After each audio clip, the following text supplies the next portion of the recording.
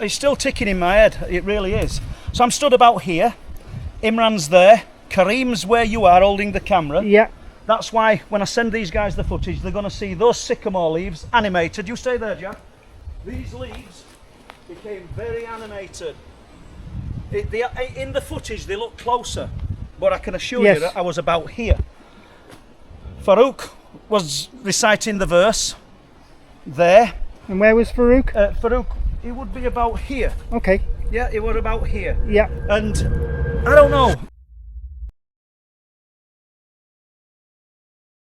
Last weekend, we went up to Bempton, located in East Yorkshire, a beautiful village full of prehistoric sites, beautiful forests and woodlands, and also a place which is considered to be one of the hotspots for strange activity, paranormal activity, UFO activity, cryptid activity. While we were there, we met Paul Sinclair, a lovely, lovely guy, a gentleman. We spent the day with him on Saturday. He took us around. We went specifically to an area called Dane's Dyke. In Dane's Dyke, and we're close to the road now. Okay. And what I've noted, guys, is that a lot of the reports, we'll call it the werewolf, the dogman, whatever you want to term this as, a lot of the reports have been near what I've called an intersection. So let's imagine that the Dyke, for 3,000 years or more, has ran 2.5 miles, probably more. Sea erosion will have lost a lot of it without an interruption. But we've put a road through it now. Okay. And as you can see, they've cut through the ancient earthwork. Where Mike Ladd is citing his experience is on the road out of it. You know? So it's the intersections. It's almost as though the disturbance of the ground has, in my opinion, has created this unease. So let me just fill you guys in a little bit on what's been seen here. So if we walked up that bank, I don't know if you turn your cameras round just a moment, and if you walk up there, which we'll do shortly, but there's a bus stop.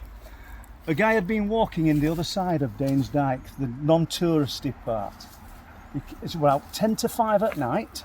He's changing from his walking boots into some more suitable, bit of sludgy boots he'd got on or something. He said, this is a random guy, I just ended up talking to him. He's not come to me with a story, I need to stress that. I actually met him down there as he were on another little expedition.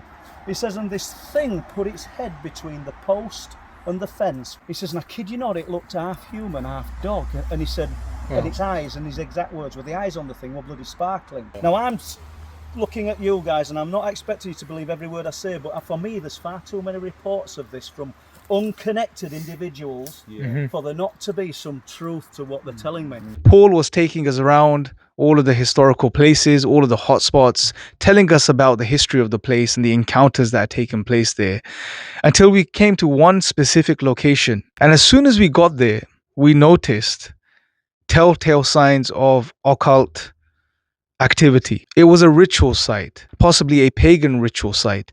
There were stone altars, strange pieces of cloth tied in knots on a tree. We also spotted animal bones that were hanging from trees and other things which I probably won't mention in this video. But it was obvious that this was a ritual site.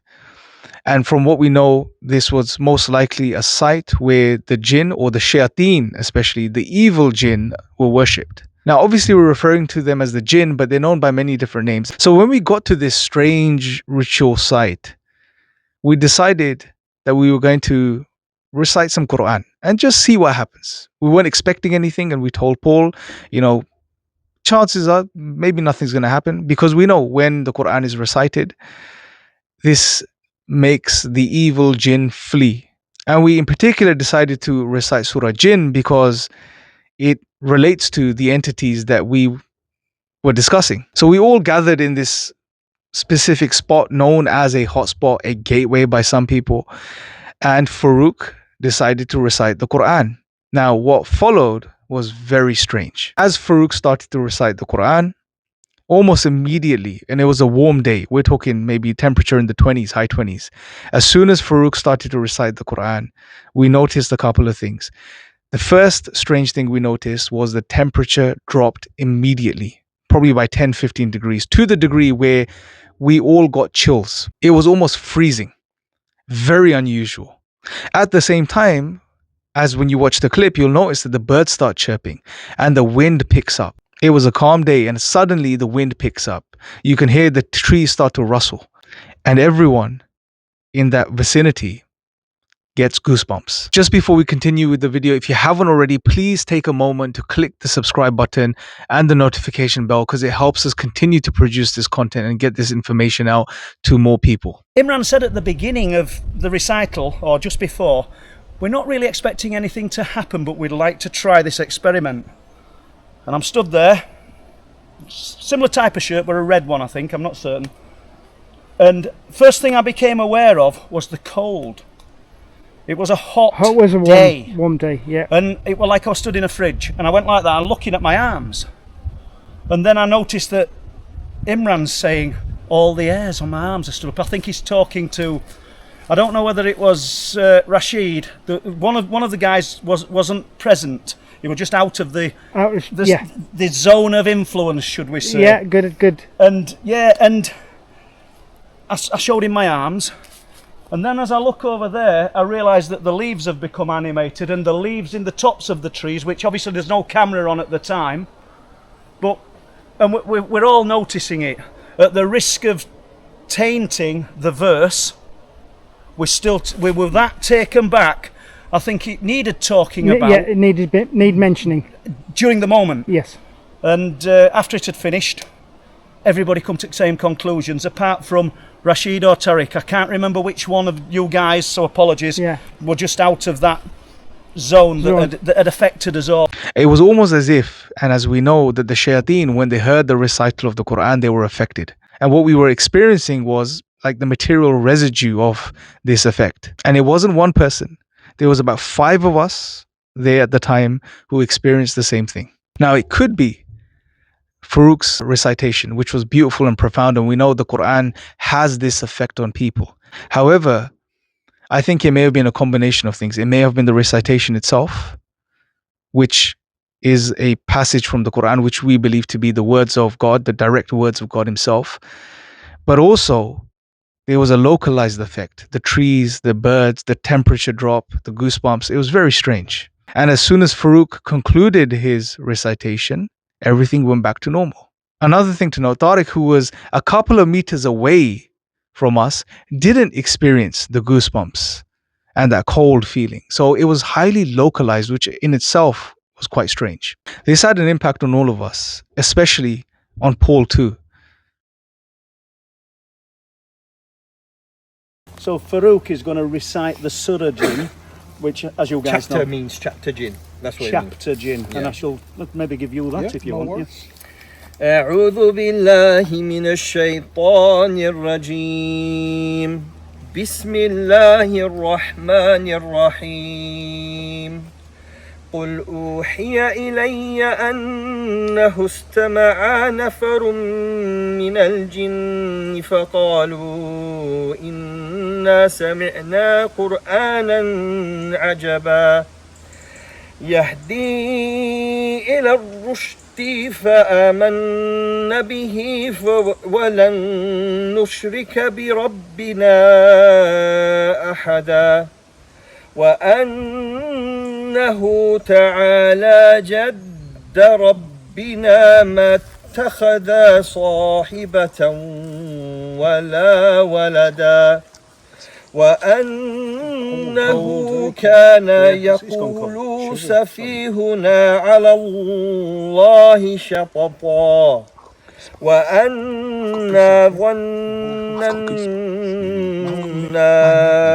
أن لن تقول الإنسان والجن على الله كذبا وأنه كان رجال من الإنس يعوذون برجال من الجن فزادوهم رهقا وأنهم ظنوا كما ظننتم أن لن يبعث الله أحدا وأنا لمسنا السماء فوجدناها ملئت حرسا شديدا وشهبا. It has been revealed to me that a group of the jinn listened and said, indeed, we have heard an amazing Qur'an, meaning amazing book, amazing recitation. It guides to the right course, and we have believed in it, and we will never associate with our Lord anyone. And it teaches that exalted, high is the nobleness of our Lord. He has not taken a wife or a son. And that our foolish one, and this person, the foolish one here, the jinn are saying, our foolish one. Who is that? That is, we call him Iblis. The Christian community call him Lucifer. Satan. Yes, Satan. Yeah. Our foolish one has been saying about God an excessive transgression. He's been lying about God, telling the people untruths about God. And we had thought that mankind and jinn kind would never say about God a lie. These jinn, they thought people didn't lie about it. Why would you lie? They were, let's say they were naive. They thought, who's going to make things up about God? But they said, we now know that people have been lying about him. And there were men from mankind. This is the important bit. There were men from mankind who sought refuge in men from the jinn kind, and they increased them in burden. As is the nature with these things, you hardly capture what you experience at the time. What we felt in the moment was far more profound than what comes across on camera. However, if you pay attention to the reactions of Paul and the others, you can see that they are really noticing something strange. Furthermore, if you pay real close attention, you see that it's not the case that I look at Paul and Paul looks at me and one of us feels something and then he almost indirectly influences the other to feel that way. If you notice, I'm looking away from Paul when Paul first picks up on something strange. And I'm looking at Isa because Isa's looking at me and telling me that he's feeling something strange going on. And then when I look back over at Paul, he's telling me the same thing. And what this tells me, at least, is that what was being experienced independently by every single one of those individuals standing there at the time. Do I think it's already here? Yes, I do. Do I think reciting that verse invoked it and animated it? Absolutely. And it were an interesting and enlightening experience. Yeah. So I thank you guys for that experience. But the story gets stranger. We leave after the weekend is over. But Paul and his friend Jack, they went back to Dane's Dyke, to that specific location. And Paul was sharing his experience from Saturday with Jack. And he had his dog with him on the leash. Now he removed the leash and after that couldn't recall what he did with it. But when he went back to retrieve it, he couldn't find it. Checked his backpack, checked his pockets. It was nowhere to be found. They retraced their steps, still couldn't find the leash. They looked around, and then after a while, when they came back around, they found the leash in a location they hadn't been that day. So, after I'd told Jack about what happened on Saturday, because it were really some kind of event of strangeness that I'd not experienced before, me and Jack decided to go back, and we went up on the Monday, Jack, weren't it? We did, yes. Yes, spent a few hours up here on Monday. And we'll get into it when we get to location, but what do you think to what happened Monday, Jack? As far as the lead, the dog lead. The dog lead, yeah. I've been thinking about it since it happened, and I can't come to a logical conclusion. Paul released the dog down at this lower path. We're nearly there, actually, where we released dog. Then we walked up to the Clutie tree and had a talk about there, and then Bobby was being a bit of a pain, so we were going to put him back on the lead. No lead at all. In the bags, Paul checked his bag at least 3 times. Bag and pockets had not got it. Nothing at all. We then decided to retrace our steps past the tree with the stones round the base. Yep. Nothing at all. And then we decided it had gone. It was lost. So we then back up to the tree. We wrote that off, didn't we? We did. It was gone. And then from there we went up to the top where the fire pit is, and you found all of those bits and pieces. And the bent trees. And we'd been up there 15 minutes, Paul, maybe some more. Yeah, 15-20 minutes. And we were standing side by side, and I just happened to look to my right hand side, and there was the dog lead. In a circle, It wasn't just like a piece of string, it was in a circle, in a place where we'd never been. Yeah, well, I was just going to clarify that, because Jack said we were standing. We weren't close to where it was. No, it was... Jack kind of looked to his right and says, look there. Yeah. And the lead, unbelievably, I have no explanation for it. No, me neither. Some kind of apport, you know, I don't know. Because I can't emphasize enough, guys, that we had not been in that location. We'd come in a different way, and it was about 20 foot away in a place we'd never been. Well, let's do it now. We took his lead off around here. Yeah. And we walked up here. To the trees, the bigger Because trees. Bobby were reluctant to come because of his delicate little pads.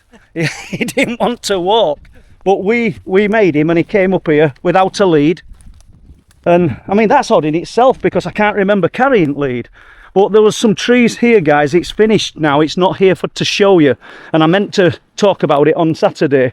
But there was trees with stones around the trees, circles of stones. But they're not there to be seen really now. However, from there, as Jack's just told you guys, we went to the Clutie tree. And what I've suggested is the doorway. Yes, And through the doorway. so off we go up here. No thought of the lead at this time, have we, Jack? No. None whatsoever. No. Bobby's still off his lead, and we don't even know it's lost at this point. So we pass through this. But like you said, Paul, I remember you undoing the lead, but I can't remember you I can't remember what happened to it afterwards. did with it. No. So we came here. We're looking at this tree, which you guys looked at with me on Saturday. Bobby had a little sniff around. My bag was there. Yeah. And we come to leave. And we came to leave probably, what, 15 minutes 15 later? minutes, yes. Just Went to chatting put his away. lead on, because we were going to head in that direction to the bent over trees. No lead. None whatsoever. We retraced the steps, didn't we? Yeah, we went all the way back down, back to the footpath. Nothing. Absolutely nothing. And after a little bit, as Paul said, we kind of just give up on it. We're never going to find it. Let's just crack on. And then we went up towards the trees. Okay, guys, so this is the route we took after losing the dog lead. Am I correct, Jack? That's correct. We then proceeded to go up here. And you guys will be familiar with this because you there Saturday. And this is where me and Jack were yesterday. This is the route we took. I don't need to show Jack the trees because he's already seen them. But this is the route we took. I did tell Jack that Farouk had found some interesting little bits, some interesting items down there, as you guys already know. We'd get up on trying to find dog lead. It's just a dog lead, let's face it, it's a few pounds. That weren't the thing, it was more important to just contain the little dog. But came here, had another little chat about these crazy branches. And I think I'm stood about here. Yeah, there's I think it's a little bit further up. okay. About here. So Jack's there. We're a bit like Laurel and Hardy, aren't we? so we're here. And what did you say? I just looked to my right, and in where the old fire pit used to be, Yep. there's the curled up dog lead. And as you can see, guys, we've never been there. It was here. Nowhere near where we walked in. So that's where the lead was. Another strange thing, other than it just materialising, we'd been here 15 minutes plus, Yeah. looking around at different things, and that was never seen. No. We didn't see that lead until No. the very end when we were about to leave. Yeah. I am going to be honest though. I weren't looking for it after that stage because for all intents and purposes, we'd lost it down there. So when it turned up there, that's a proper bit of magic. That's what I'd call it. That's magic. That's not unexplained phenomena. That's magic. And we're not Paul Daniels. So, guys, from myself, from Jack, pleasure meeting up with you on Saturday. Likewise, Pleasure it was meeting. an absolute pleasure, guys, and it's good to keep in touch and pass information between us as a group. Lovely. Enjoy. Take care. guys. See you soon. Bye-bye. Bye-bye. Now, sure, this could be interpreted in many different ways. But for me personally, looking at all of the facts at hand, I think something strange did happen that day. Also, considering the follow-up events with Paul and the leash, something strange is going on there. And there are hotspots in the world. There are places where the jinn, whatever you call them, they occupy. And there are more specific locations where these certain jinn, these evil jinn, they have developed a specific relationship with human beings. And that is of servant and master in some respect, where humans go and do rituals, offer sacrifice, and worship these entities. And they, through this worship, get an ego boost. They assume themselves to be greater than human beings, and they enjoy the whole process. This specific site in Dane's Dyke seems to be one of those locations. And I think the recitation of the Qur'an really shook up the jinn that were in the area. Hence, we experienced some aspects of what was going on in the physical plane. And I think what it goes to show is that the power of the Qur'an, or the recitation of the Qur'an itself. We hear of the stories when Iraqis do ruqya. These are, Iraqis referring to, as you can say in English, you can say Islamic exorcists, who recite Qur'an over people if they are possessed or being affected by the jinn, and it removes the jinn. We saw an insight into this world. And this is why I always encourage people, when it comes to the phenomena, when it comes to strange experiences, when it comes to what ghosts or poltergeist or any other labels we give these strange entities, Islam has something very significant to teach us about these things. Not only does it inform us about the reality of these entities, their ontology, what they're created from, what their purpose is, what their dynamic with human beings are, what their abilities are, but it also gives us the tools to be able to protect ourselves and defend ourselves against these entities. And this experience was a small insight for us guys that were there that day, and hopefully something for you guys watching to appreciate as well. So I'll leave it at that. Once again, I want to thank Paul for being so generous in not only taking us around on Saturday, spending time with us, taking time out of his busy schedule, but also, introducing us to his friend Jack, who was also a fantastic, lovely guy, looking forward to spending more time with him in the future, but also gifting us his books. He's published several books and he gave us free copies of the books, but also to do this clip for us that I've included in this video and you've seen throughout this video. So I just want to say thank you to Paul for that. And anyone that's interested in learning more about the jinn from the perspective of the Qur'an and Islam, more than happy to engage with you guys. Please leave a comment in the comment section below and I'll pick up the discussion there. Take care, and I'll speak to you guys next time.